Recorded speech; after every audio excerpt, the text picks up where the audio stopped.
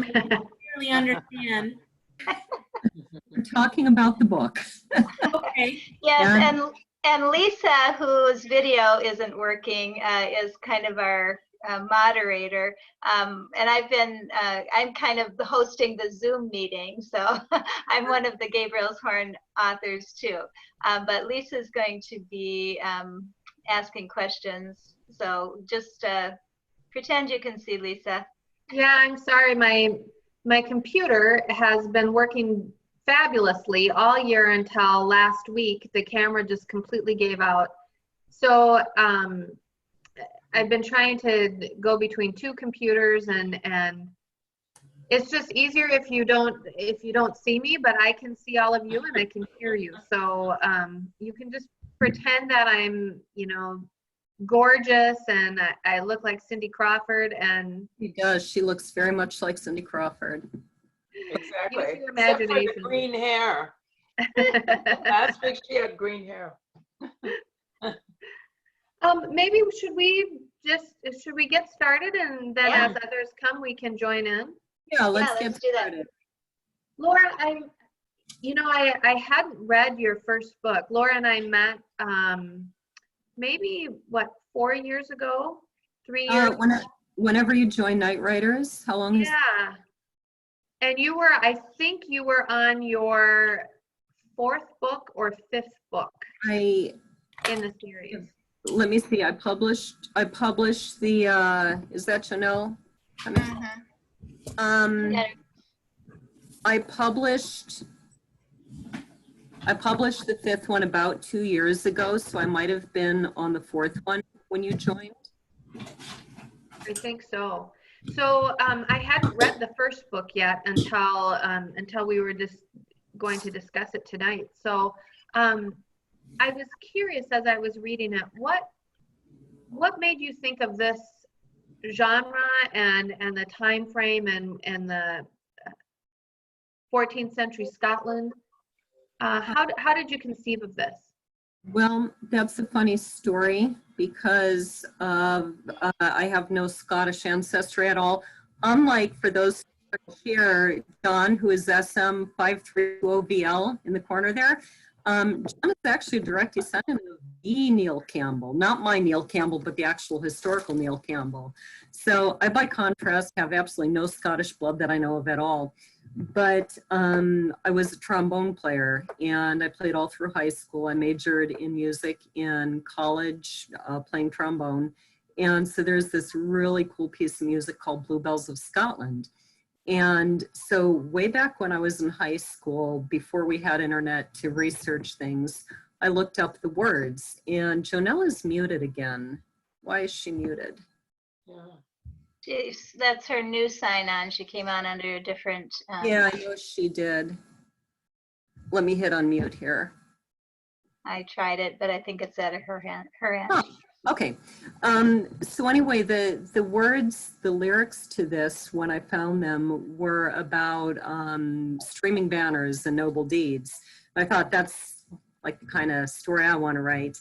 And then I also had this children's book that I love. And in fact, I was out there in Portland last June, just about a year ago, to visit the author of that book. She's in her 80s and she's in great shape, and she lives on like 5 acres. And her book was called In the Keep of Time. It's a children's book. And it's about these 4 siblings who go into a tower and they come out in the wrong century. And so these ideas kind of combined in my head. And then one day, who knows why, I just sort of had this image of this man who is so obnoxious that he gambles away his livelihood. And he's so obnoxious and arrogant, he follows that up by conning his girlfriend out of her mother's or grandmother's heirloom ring to get it back, getting her to pawn it off. So just bits and pieces here and there. How long have you been writing? I've been writing since I was probably about 8 years old. So I finished my first novel when I was probably about 22 or 23. And just been writing pretty much ever since, all sorts of things. So is there anyone here I should ask who doesn't know what the book is about? I haven't read the books, but I know generally what they're about. Okay, And so, yeah, go ahead. I was going to say, and I understand that your main character has a really nice name, Shawn? Yeah. But he spells it wrong. Yeah, what? I thought you spelled it. Excuse me, I have to apologize. My phone's about to die. I'll see you Oh, in no. one of you. Okay, Sorry. well, if you can charge it up and come back, we'd love to have you back. I'll see what I can do. But thanks Okay, a lot. all right, Okay, bye, Jen. Good luck tonight. bye. I was just kidding about the spelling of the name. I'm sure it's perfect. But I thought your name S-H-A-W-N.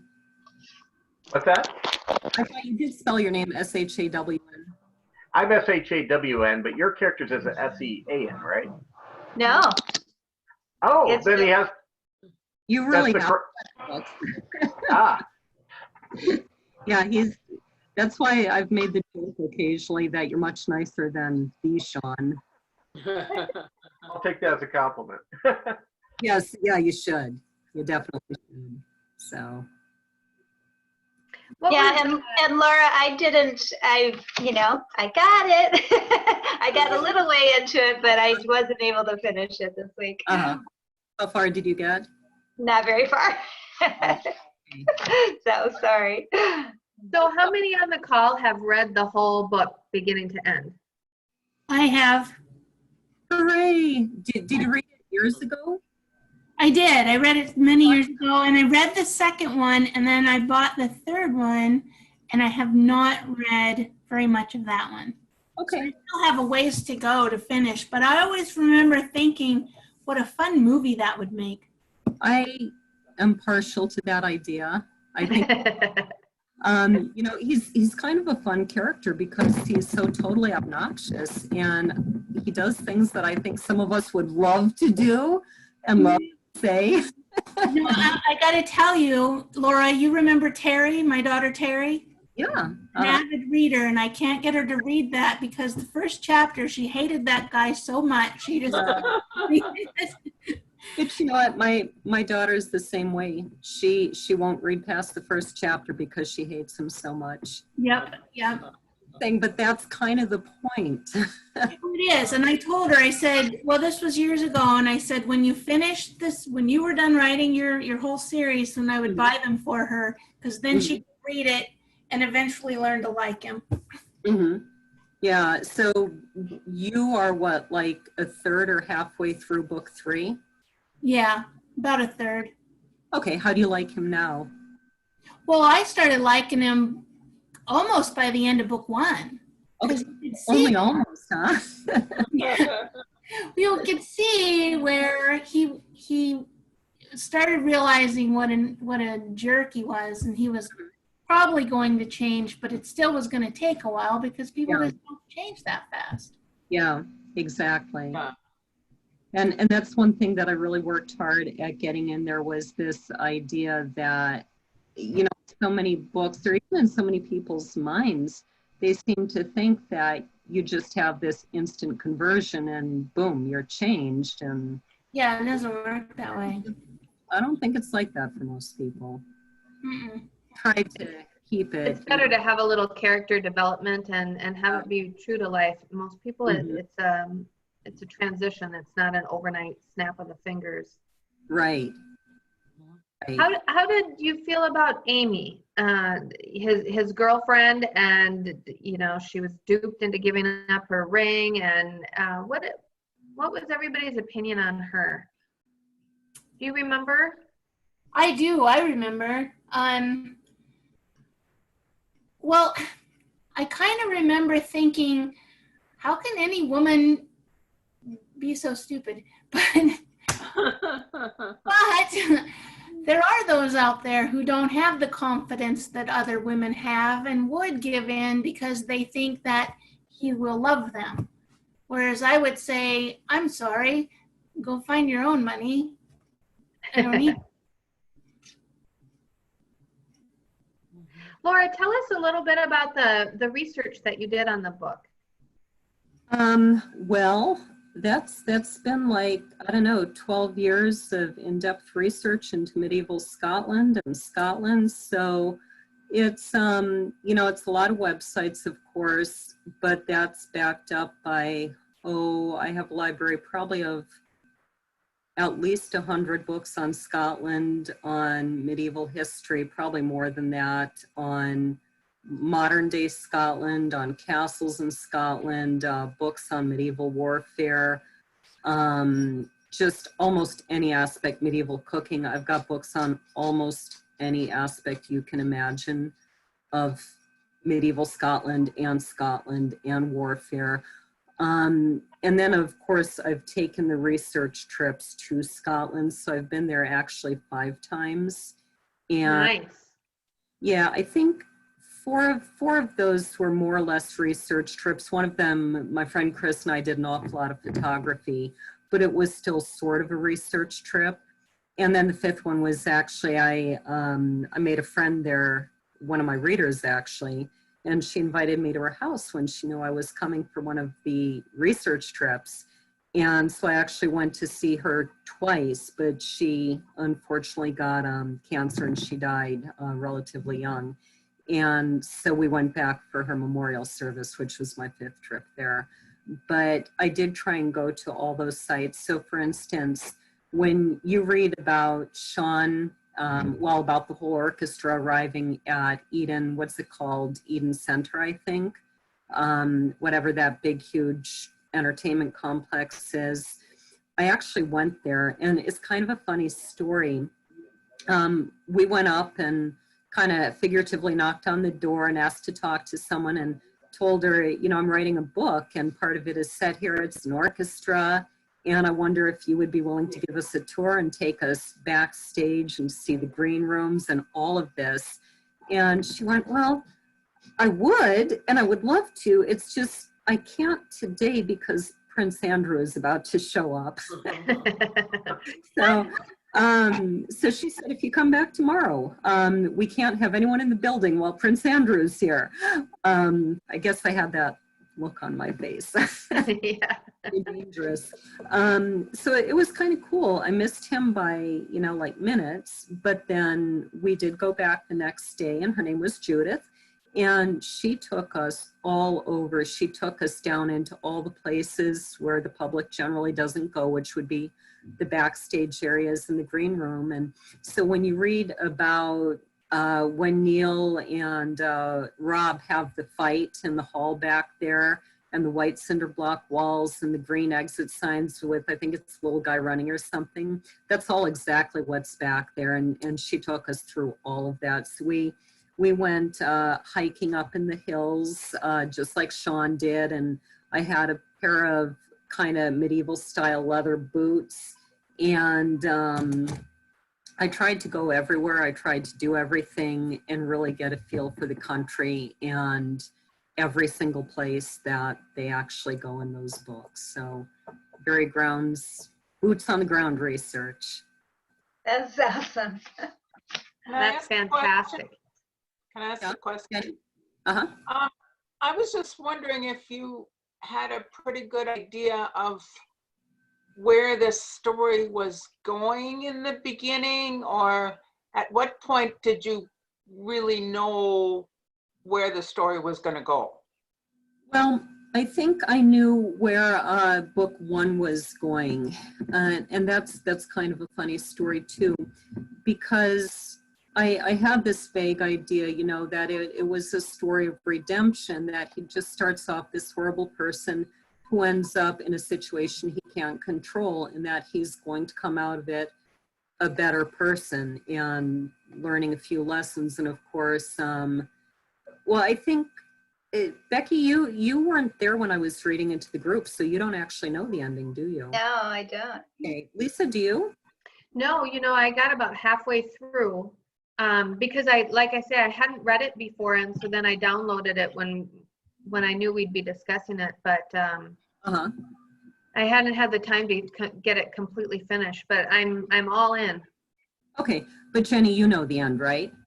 Yeah, well, I remember when you were reading it, people were kind of, there were the Shawn people and there were the Neil people. Yeah. They were kind of cheering for for each guy. I have the t-shirts. It's too bad I didn't think to bring them. I can hold up Team Shawn and Team Neil. Yeah, Team Shawn. Anyway, I'll try not to give too much of a spoiler. He does do a deed at the very end, you know, kind of, it's sort of instinctual. And, you know, obviously there's the books 2, 3, 4, and 5. So when I wrote it, I actually expected it to be a standalone novel. And I actually thought that his good deed was going to end very differently. And so I thought I wrote one story and I gave it to my sister, and she read it and she said, well, what happens next? And I thought, well, it's kind of obvious what happens next, nothing, because, you know, because of how it ended. And so I went back and I reread it wondering what in the world did she see that I didn't? And I went, oh, wow, I didn't actually write what I thought I wrote. So what if? What if he continues? And so in that respect, I didn't really see the end when I started the book. But I think once I realized that there's this whole other world that just opened up, it gets to be difficult to say without giving spoilers, but if he survives this injury that he gets at the end of the book, because I thought he died. And, you know, I realized I didn't actually say that. So he did survive. And he's still in medieval Scotland. And I think at that point, the whole arc of the book was in my mind that there's going to be section 2 where he's trying to get home. And then section 3 is what happens to someone who is that vastly changed from spending time in this medieval warfare and medieval environment. What happens when you're so vastly changed and you try and step back into your life? And it's an interesting question for all of us, maybe.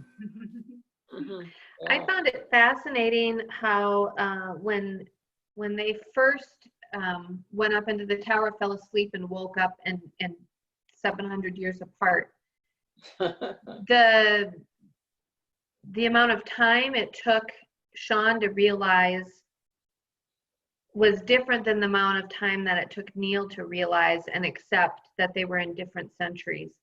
And then also just the complexity of using a fork and getting into a car and not having coffee, you know, those types of things. How long did it take you to kind of hash through all those details? Details like using a fork, or like figuring out what the characters would be most astounded by, and how they would eventually figure out where they were and what time they were in. Well, I think part of this is, you know, what the author wants to happen, and some of it is, you know, you can't control everything. So for instance, Neil, I think it's almost impossible that Neil is not going to figure out that he's not in Kansas anymore. You know, it's our modern world is so different, and there was no way that Amy was not going to go back and look for him. I've been to Urquhart Castle, which is what I used as the model for Glen Merrill. It's this big public place where cars are there every day. You know, there are crowds and crowds of tourists every day. So even if Amy hadn't come back, he would have very quickly noticed his castle is in ruins. He would have very, very quickly noticed all these things. So there's a way he couldn't figure it out, even though it would be shocking. I think for various reasons, I kind of wanted him to be stuck in his own persona for a little bit. And because of what Scotland is, if you go hiking in the hills, it really does look pretty much like it's looked for 700 years in a lot of ways. Especially, let's say, if you're an American who is not necessarily familiar with Scotland, you know, I guess I could say, okay, there are probably more fences and things now. But even that, you know, it's very easy if somebody leaves the castle at night, if he saw the reenactors the day before, because to us, you know, we do think about time travel and we think that's ridiculous. It can't really happen. He's already primed to not think that this can happen and to see everything that he sees through modern eyes, like we're used to reenactors. And he saw the reenactors there the day before. You know, and then as far as Neil getting used to things, that's just imagination. What would any of us do in that situation? Yeah, I found it really exciting to kind of read along and see what the next thing was, and the description of him seeing the car and thinking it was a beast and being afraid to get in it. I thought that was fantastic. So I'm curious, I'll throw this out for everyone else. And I think we had discussed at the last meeting that we need to be sure and tell people, raise your hand if you have something to say, because, this is our third meeting, so we're still kind of getting used to protocol and all. So raise your hand if you have something to say. But I'm curious, for the rest of you, what do you think that a medieval person would think seeing a car for the first time? I'm here. No? I was going to make John Paul stick his face in the camera.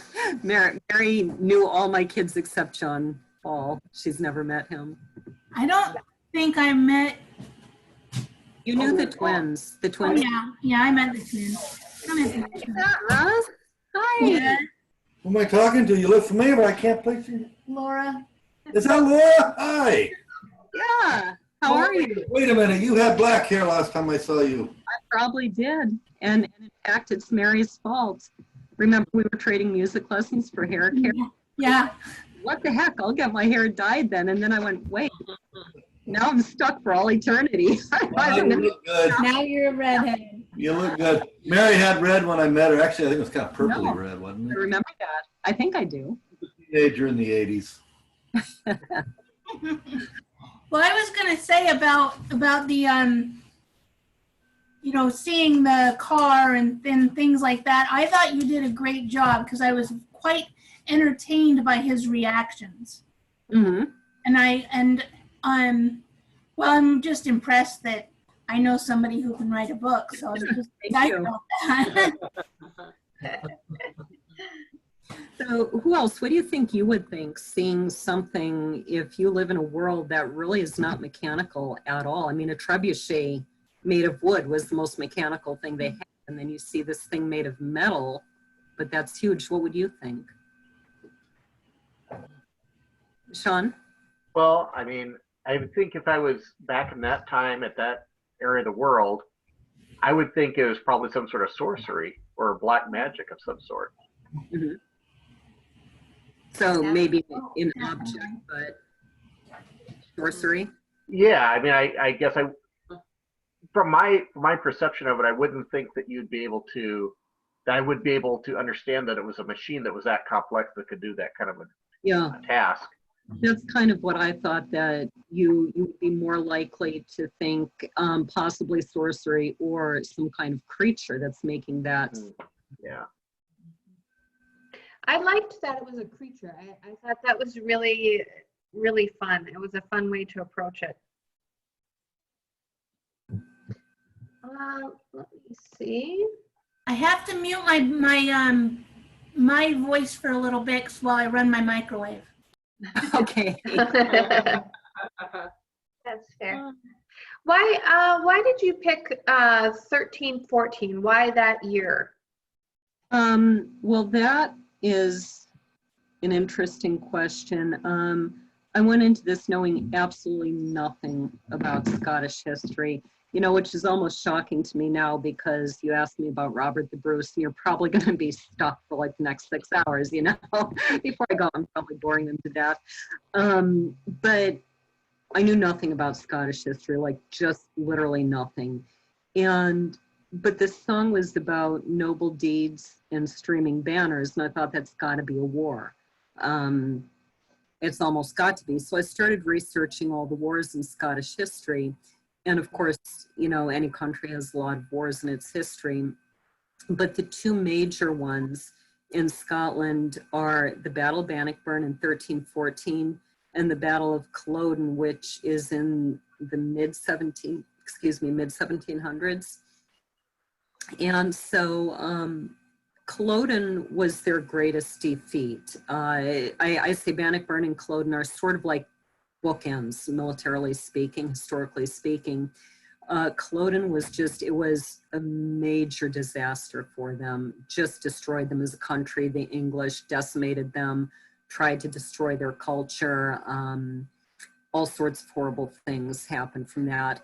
And Bannockburn, on the flip side, was their greatest victory ever. And it was just this phenomenal David and Goliath story where you had, you know, it's 700 years ago and nobody was counting, so everybody has a different idea. But they think that it was roughly about 5,000 Scots against about 20,000 Englishmen. Wow. More, yeah, hugely, vastly outnumbered.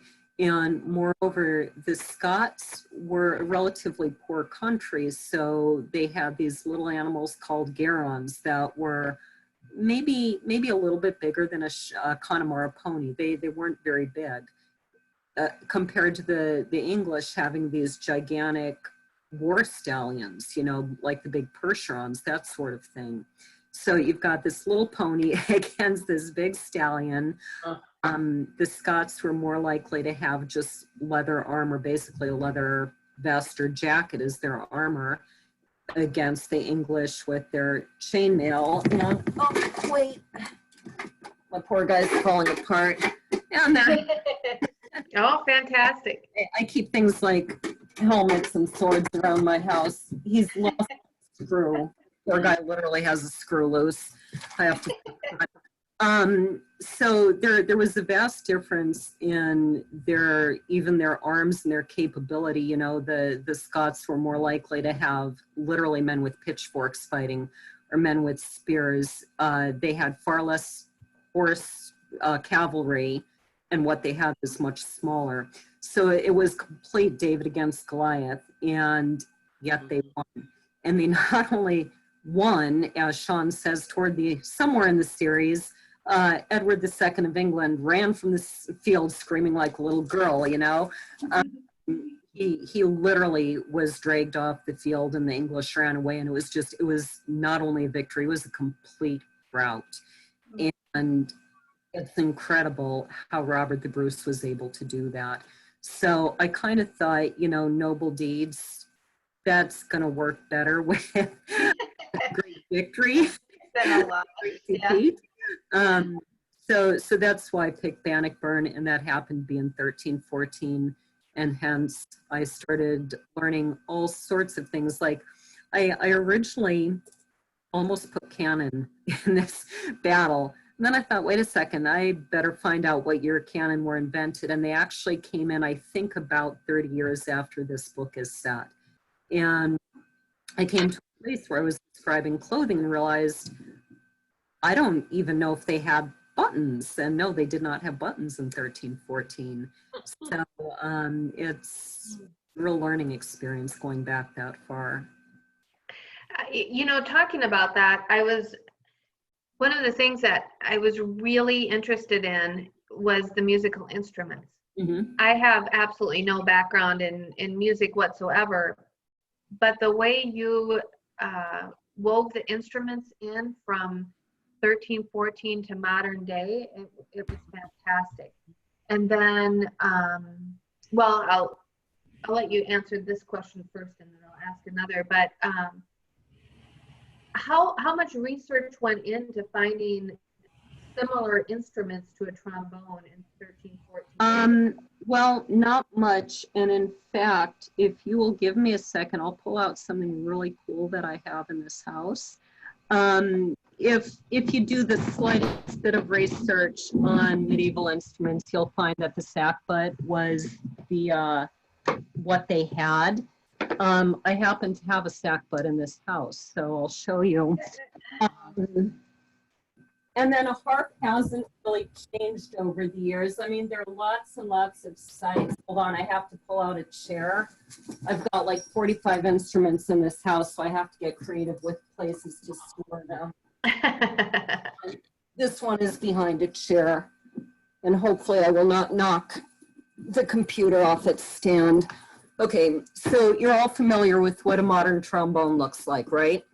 Yes. Okay. And when I do these demonstrations, I actually bring both the modern trombone and the sackbut so people can see them both. So I might have to back the computer up. Whoops. So you can see it all. Huh. Okay. So do you see how long and narrow that bell is? Yes. Yeah. Oh my How God. small it is. So a modern trombone, I mean, this isn't the best angle, but a modern trombone has a much bigger flare. And so it sounds, I think to a modern musician, especially a modern trombonist, you know, the sound is going to be obviously different. But to someone who's not familiar with it, it's going to sound a lot like a trombone.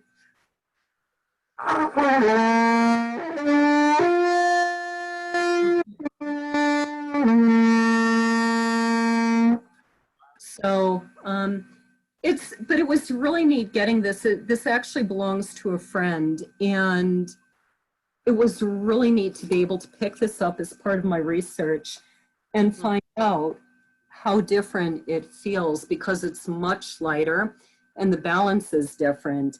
And so, hold on, I'm trying to find where to put that mouthpiece back. Is the trombone about half that size? No, a trombone is bigger than that. Oh, big. Trombone. Yeah, a modern trombone is going to be much heavier, especially the professional ones. And so, you know, obviously I play trombone. I mean, I don't anymore, but I did play it at kind of a professional level at one time. And so Shawn has the Edwards trombone with the F attachment, little trigger under the thumb, that I used to play.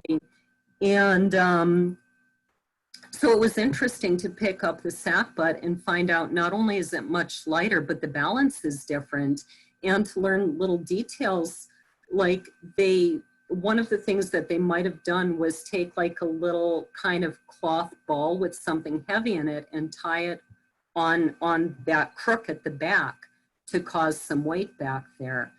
And I can see why. But then some other instruments. In fact, let me go grab another one. It's terribly out of tune, but let me grab another one. They weren't on a horse when they played that, were they? No, just marching probably. I got myself a recreation. Wow, that's Wow. cool. That's beautiful. Medieval lute, and I learned, you know, it's going to be terribly out of tune at this point, but I learned to play a song or two, and I've forgotten at this point. I have to relearn it. But I learned a little bit about the actual notation that they might have used. Harp, of course, really has not changed in, you know, thousands of years. So my little But harp, the size was different. You mentioned that a lot in the book, that the weight and the size. well, yes and no. So, you know what, I'm just going to turn my computer around, and I think there are a couple things that are a little messy in this house, but too bad. Oh, there are my harps. Okay, so here's my big harp, and you can see my little harp right next to it. So let me show you. So this is about the size of my big harp. You can see it's up to my shoulder. Actually, I'm incorrect. This is my medium harp. I have a bigger one in the back. Oh my gosh. Yeah, I have 3 harps, and then this is my little harp. So what Neil might have played, he might have played either of these, this little one, or he might have played more of this size one. Now the difference, what Neil plays in the book, and I have to be careful, I broke the foot on this so it can tip. You can see these levers here. Can you see this lever that I'm flipping up? Yeah. Yes. Okay, so that's what we call a lever harp. And let me make sure that's not going to tip forward before I move. Okay, so that's what Neil would have been used to. I'm not sure if they even would have had levers. I never really did that research. But what Neil goes to play in the orchestra is a pedal harp. And a pedal harp is what's much, much bigger because up in that neck, it's got this mechanism that runs through and it goes down the back to these 7 pedals that are lined up by your feet. And so if you push a pedal, you can either have it in the middle, you can move it up, or you can move it down. So every one of these pedals goes top, middle, and bottom. And when you move it up, it sharps every single C if it's the C pedal you hit. When you move it to the center, it makes all the C strings natural, and when you move it down, it makes them all flat. So there are 7 pedals for each of the strings, each of the letters in the alphabet. And on the lever harp, you have to flip the levers individually, so you have to flip all the C's. On the pedal harp, you just hit that pedal and every string changes. That's why the pedal harp is so much heavier, because it's got this mechanism running through it that does all of that. And so that's the difference. Yeah, harps in a lot of ways haven't changed in thousands of years, but we have the pedal harp that he never would have seen then. So that's the difference. Well, okay, can you say some more about the notation? Because so musical notes that we know didn't come into like the 1700s, is that right? No, in fact, musical notation as we know it probably started, I want to say, around the 1100s, 1200s. So Neil may well have known something like that. I'll draw a quick thing here. Neil's music notation would have been only 4 lines. I don't know if you can see that. Okay, yeah. Much more colorful. And they used something called neumes that were these little diamonds. Okay. And, their method of showing rhythm was different. I've studied a little bit of medieval music notation, and you do have to learn to read it. It's not quite like ours. So he might, but I think that the way I wrote it, Neil really was more of a play-by-ear sort of a person. I don't think he really read music. And even today, there are lots and lots of people who are very talented at playing by ear, and maybe they can't read music at all, but they can play very well. And that's more what Neil did anyway. And so what I was talking about, the lute, it has its own, it's what's called tablature. That's my musical clock. I forgot to take it off the wall. I have to turn face to the walls because it's light activated. So everybody sing. Mary? Mary? I have to bug out because I thought this meeting started at 7, and when I realized 7 o'clock my time was actually like, oh no. So I'm gonna bug out because I gotta go, but I'm glad I got to be here for a little bit. It was nice to see you again. Thanks for coming. You're Bye, welcome. Mary. Bye. Thanks Bye. for coming. Hey, Mary.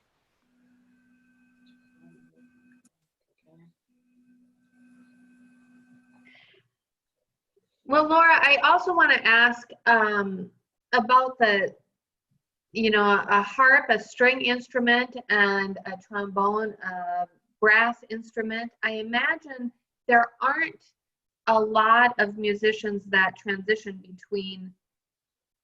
between the two. I know you are one, but tell me about that. Like what part of it specifically? How I ended up doing that?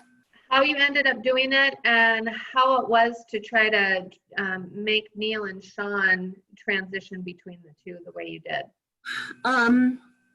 There are a lot of musicians who do play multiple instruments, probably not trombone and harp. That's probably a little unusual. Like for instance, when I played in the Buzz Whiteley Big Band in Washington, we had a few players who were just phenomenal on any instrument they picked up. And so there are a lot of people who can do it. For me, I started on organ lessons, and in fact, I have an organ in this house too. It's right next to me, and it's huge, and it's got like 2 octaves of foot pedals. So I started on organ when I was 7 years old, and I really hated it. I mean, we had us do organ because we were in the military, and organs are much easier to transport especially like those little Wurlitzer things that everybody had in the 70s. Much easier to transport than a piano. So she had to start on organ, and I hated it. And after about a year and a half, I got kicked out of lessons, and I was really happy. And then my grandfather actually, this is down here too. I could also grab that, but I'm not going to. My grandfather played trombone, and he had this absolutely beautiful silver trombone that had all these floral engravings down the bell. And it's just beautiful. I just pulled it out the other day for someone, which is why I have it down here. But he let all the grandkids try it, and I was able to get a sound out of it. And I was like 8 or something. And so when I was 11, I decided I wanted to play trombone. And my parents warned me, well, you have to stick with it for at least a year, which is pretty funny looking back. So, but anyway, you know, I really liked it. And so in 7th grade, I think I bought myself, I think it was the D-flat piccolo I bought that year at a garage sale, which is actually an antique instrument because they're not made anymore. And the next year, I think I bought myself, in 8th grade, 7th or 8th grade, I bought myself a saxophone. And so I just kept buying an instrument every year, and I'd buy a book with fingering chart, and I would just go up to my room and learn to play it. And so the way I ended up playing harp is actually funny. I'd always wanted to, but they're kind of expensive usually. And so I was playing flute in the church choir, and there were only 3 of us, the pianist, me playing flute, and the singer who was also the director. And so she was at a meeting with our priest, our pastor, one day, and he said, what else does she play? And Liz, having a great deal of faith in me, said, anything you want her to. Wow. Good for her. And She can spin straw into gold. And he said, I want her to play harp. And so she showed up on my doorstep with a harp because her son was in daycare with a woman whose daughter was taking harp lessons and hated taking harp lessons. And her mom had finally promised you can have a year break just at the time this happened. And so she let me borrow it. So Liz showed up with the harp in tow and handed it to me and said, you're playing on the altar in 2 months. You better start practicing. So I practiced 2 hours a day. And I started, don't get the dog riled up. Don't. And so anyway, I started playing once a month. I think it was called the Chuck Wagon Senior Program.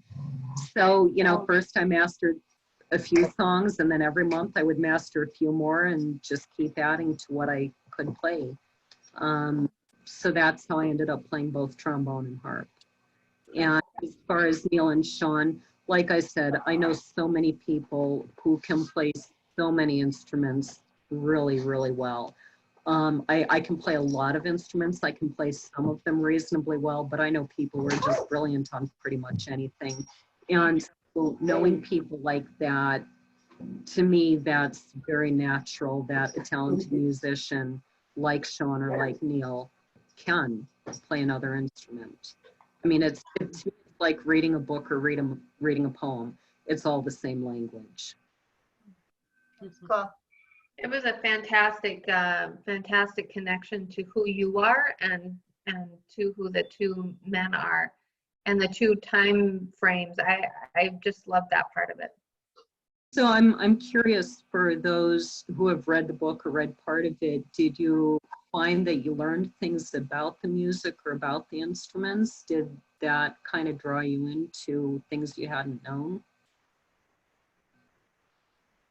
For me, it absolutely did. It absolutely drew me in, and I found that to be one of the things I like best about the stories is hearing about the orchestra and all the politics within the orchestra, and Shawn being such a womanizer, and you know, flutes are a dime a dozen. You know, that kind of you know, thing is just fantastic. That's and very realistic. I mean, I remember when I auditioned for Oberlin when I was auditioning for colleges to get into college. And when you're a trombone player, I don't know, you might have 20 or 30 auditioning for 4 spots. in the college, in the freshman class. But when you're a flute player, you might have 200, and they're auditioning or more like 2 or 3 spots in the freshman class. So, you know, unfortunately that's true, and it's maybe a crass way of putting it, but the competition is very, very stiff for an instrument like flute. And fewer people play trombone. So, you know, there's still those auditioning are incredibly good. They're amazing. But there are fewer of them. Is it very common for women to play trombone? No, not really. Yeah, I didn't think so. Yeah, and that's, you know, over the years, yeah, I usually always meet some other women, but it's going to be mostly men. And, you know. Well, guys, oh, go ahead, Jenny.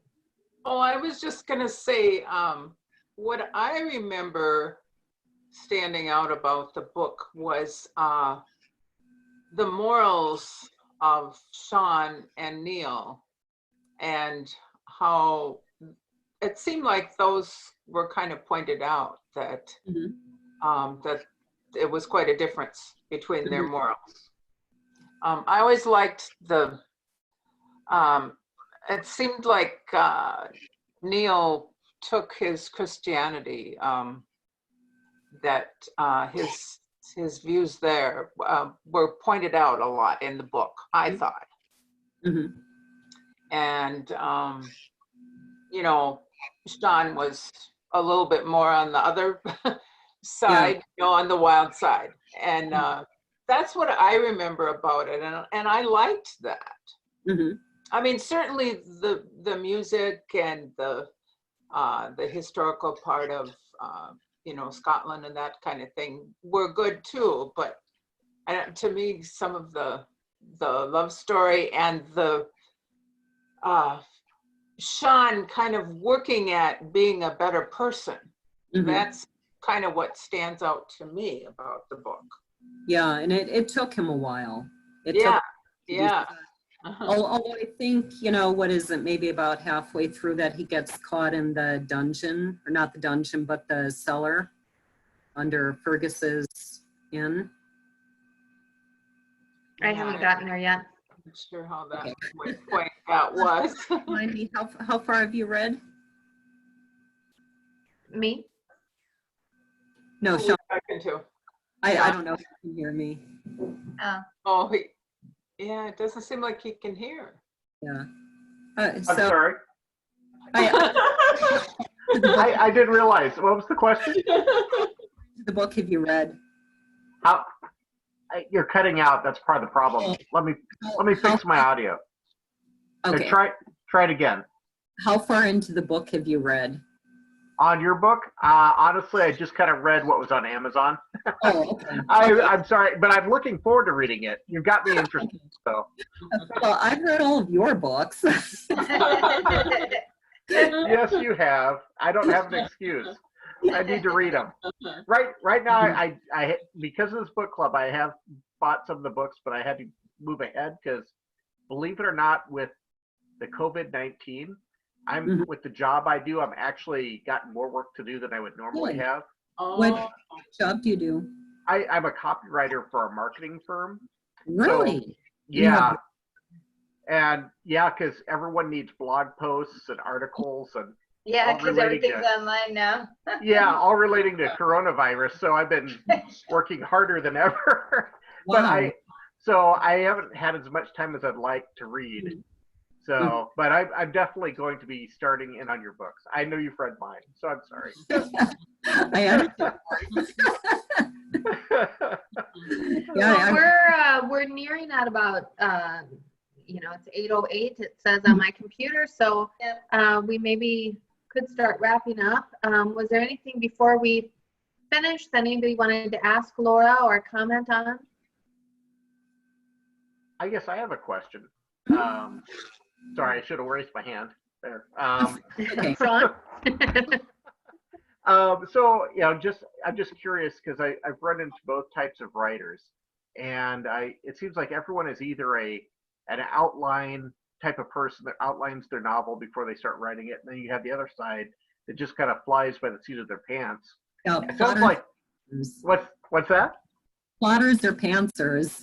Yeah, exactly. And I mean, it sounds like you've done a lot of research, which would err towards maybe more of a detailed type of research. But how do you formulate when you write a novel? I kind of don't. I have the general outline in my head, like the one I'm writing now, Castle of Dromore, which I feel like I've been writing forever, because I kind of have been. I mean, I started it when I was writing the other series, so I couldn't work on it. But with the Castle of Dromore, I kind of knew the basic idea. She moves into the castle with her 5 sons, and there's a ghost, and she's going to find out why the ghost is there, and then, you know, she'll find out, and the story of the ghost is going to help her resolve the reason she was there. So it was all very clear in my head, and then I just started writing. And that's kind of how it was. I mean, that's how I write, and I think, I don't know how an outline would work for me, because I find myself writing and the characters just kind of do what they want. And it really is like they have a personality of their own. Mm-hmm. And sometimes it does feel a little bit like I'm just kind of writing down what happened, not like I'm making it up. You know what I mean? Sure. Mm-hmm. And since we're all writers here, how many of you feel like that? Well, for me, I'm very much like that as well. Everything's very fluid. And I start writing, and many times I might do a character outline, so I know what the character is and how they would behave in certain situations. But then everything beyond that's very fluid, and it just kind of writes itself in many ways. Yeah, same here. So isn't it hard to like not just keep writing and writing? This is what I found with the one I'm working on now. I'm trying to develop like just what would happen in her life, but I did have like a chapter by chapter outline. But as I was like letting things happen to her and things that would happen, it just seemed like it mushrooms to get so long, you know? So how do you keep it focused if you're... Well, you notice I have 5 books, so I know, right? I don't want mine to be a series. You know, I didn't plan it, but I'm happy with how it turned out, and I think it's a much deeper story for having gone into, you know, spoiler alert, but that he does spend time in medieval Scotland, and his changes continue until he's just, I mean, when you see him back in modern Scotland, he'll mainly, well, he does go to modern America too.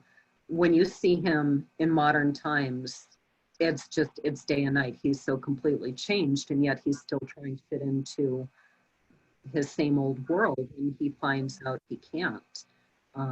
So, you know, it worked, and it turned into something I didn't necessarily plan, but yeah, I think that's great. Yeah. You know, Angus, I've always said Angus in book 2 just sort of walked on and sat down and started talking to Amy, and I'm like, who are you? What are you doing in your book? But it's, you know, it's wild how that happens. And I think most writers at least sometimes experience that, where they're really just like, it's like they're writing down somebody's story that's being told to them rather than creating it.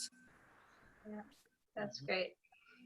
Did you ever get your, did you have a hard time keeping all of your research in order? And because you must have had a ton of research. I probably, you know, if the entire 5-book series is, you know, 1,200 pages long or whatever it is, I bet I've got that many pages in research notes. Yeah, the research is extensive. For a while I was using, I think it was called Google Books or something like that, Google Docs, Google Notebooks. They had a really cool system of notebooks and sub-notebooks and things like that. And they quit, and they just turned it all into documents in Google Drive. I've had multiple ways of holding on to research over the years, and you know, at this point I'd be hard pressed to find any one thing, but a lot of it's in the head now. The amount of research you did is definitely a credit to you. I mean, that's just really cool. Yeah, I've enjoyed it. I mean, at this point I would love to get a PhD in medieval history, but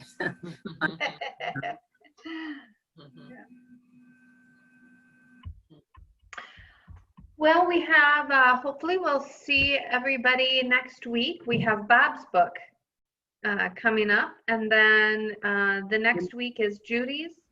do you want to tell them about Bob's book? You know, I haven't read Bob's book. Would that be the first one? His first Yeah. book? Yeah, Bob's first book is called The Smart Kid, and it's sort of a, you know, evil corporation creates these genetic people with genetic mutations. And so The Smart Kid is about one of them, and it's sort of a series, although you can read them all each individually. And so The Smart Kid is about a man now who stops aging at the age of 13. And so he has spent his life, you know, growing older and wiser, but his looks never change. And the government has already caught him once and done all these experiments and things to try and figure out why he isn't aging and how they can use this militarily. And so he escapes, and this is the story of kind of his life on the run and trying to reconnect with his twin brother. And it's a really good book. Bob is a very good writer, so I think anyone would enjoy the book. And then Judy, do you want to tell them about Judy's? Yeah, Judy's book is about a woman who has a job change and unknowingly or unwittingly uncovers this plot to steal money from her employer. And throughout the book, it takes a journey of her getting involved with these people in this plot, with this woman who was raped and her two sons who are out for revenge. And there's a twist where they uncover a sex trafficking ring and end up kind of uncovering that, and it loops around in a really fantastic way that there's a real redemption to it. And she worked a long time on it, and I think it's really well done. And I think you actually have the dates backwards. I'm going by memory, but I'm pretty sure that Dan Blum is May 4th. His book is The Feats They Run, which Yeah, is, that's right. Okay, I don't have it up, so I bet you're right. yeah, so that's about the old man stranded on the desert island who's telling the story of his life from the age of about 13 in pre-war Germany all the way through until he gets on this yacht that eventually gets shipwrecked. And one of the best books I've ever read. It's a fantastic book. So he actually is 2 weeks from now. Judy is 3 weeks from now. And then Jenny, I think you are a month from now, right? May 18th, I think. Are you in May 18th? And do you want to tell I me about your book? think. Oh boy. It's basically a memoir about my life, and not all of my life, but kind of the main parts would be coming from a farm and really poor, and in the end becomes this writer. So, but there's some things in between. In between. Well, Jenny's stories are really fantastic. They're fun and they're homey, and there's some humor and heartwarming moments. And you're a good writer, Jenny. I'm looking forward to reading it. yeah, just a lot of nostalgia about big families and kind of a slower, simpler lifestyle of back then. And yeah, very delightful reading. Yeah. Yeah, I just finished it, so no one has really asked me, what it's about. So sorry, You weren't prepared to give your little elevator speech. yeah. Shawn, June 1st. Correct. Yep. Tell them about your book. My book is going to be, it's entitled My Gypsy War Diary. And just as an overall 10,000 foot summary, it's I would call it a young adult suspense novel. It's set in Norfolk, Nebraska, and the main character is this kid growing up in Norfolk, Nebraska during the 70s and the 80s, and a lot of it is just him growing up, and then also there's intertwined with it the suspense story kind of on the side with his elderly neighbor who also happens to be his best friend. And it's just kind of this adventure that unfolds. It's almost a tall tale feel to it. If you've ever watched the movie The War or Fried Green Tomatoes, I tried to emulate after that type of setting, that type of storyline. But unlike Laura, I didn't have to do quite as much research because I grew up in Norfolk, Nebraska, and the main character is loosely me. It's a lot of memories that I had growing up. So the research was already there. But yeah, I'm looking forward to doing that on June 1st. Yeah. And June 8th. Do you have other books, Shawn? I'm sorry, what was that? Do you have other books? I do my Gypsy War Diary is my 4th novel. Before Nice. that, I have a trilogy out, kind of a apocalyptic thriller trilogy. The 3rd in the trilogy is a Gabriel's Horn release, and then the first 2 is through another publisher. What is the Space Between series, right? Yes, the Space Between is what it's. Run off the titles. Sure. So the first book is The Space Between. The second is The Devil's Revenge. And then the 3rd, which is the Gabriel's Horn title, is Hell on Earth. Right. And it's just kind of a, like I said, apocalyptic thriller based on biblical scripture, mainly Revelation. Yeah. And a good story. I enjoyed it. Thank you. Positive that I've read all 3. I have very clear visuals, so I must have. Well, I appreciate it. Yeah, it was a lot of fun to write. So. Yeah. And then June 8th is the last one that we currently have scheduled, and that is Lori Kehoe's Dream of Dragons, which I would say is it's sort of a Christian allegory in a lot of ways. It's we title it Splash Meets Dragons. So it's this confirmed bachelor who meets this naked woman on the beach and she's completely helpless, and so he kind of ends up taking her in because nobody knows what to do with her, and she's like a newborn baby. He has to teach her everything, but she learns incredibly fast, and she's having these dreams about dragons, and they start with these happy golden dragons, and the dreams turn darker and darker. And so it's very much an allegory story, but kind of like C.S. Lewis, fun to read. You can just read the surface story. And then if you want to think about, what this is really about. So just a little plug for that book. I did beta read it from the first publisher. It's definitely worth a read. It's a good read. Yeah. So yeah. She just got a very, very nice review. I fixed a couple typos in the PDF and sent it back, and I believe then the person's going to post it now that those typos got caught and fixed. So very good review. Thanks, everyone. Okay, thanks, Lisa. Thanks. Okay. Good night, Okay. everyone. Okay. Good night. Great job, Laura. We'll do that. Thank you, Laura. Bye-bye. Bye. Bye.